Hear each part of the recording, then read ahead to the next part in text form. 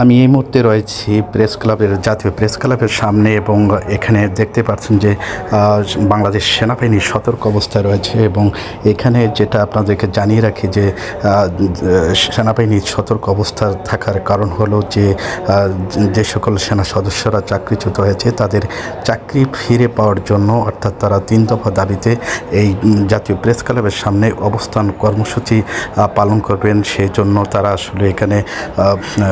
এক এক করে এসে এই জাতীয় প্রেস ক্লাবের সামনে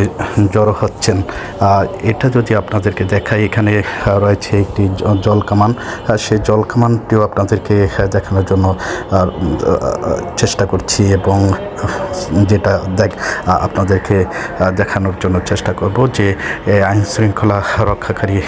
বাহিনী, অর্থাৎ দেশের সর্বোচ্চ নিরাপত্তা যারা দিচ্ছেন বাংলাদেশ সেনাবাহিনী, তারা আসলে এই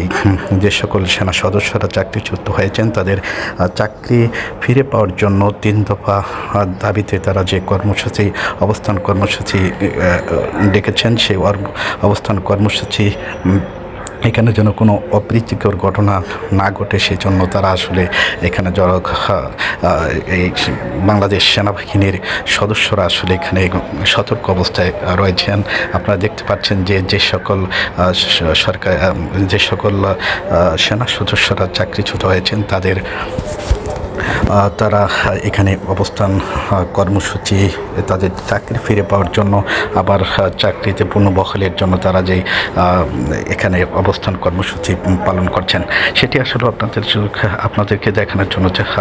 চেষ্টা করব এবং আরও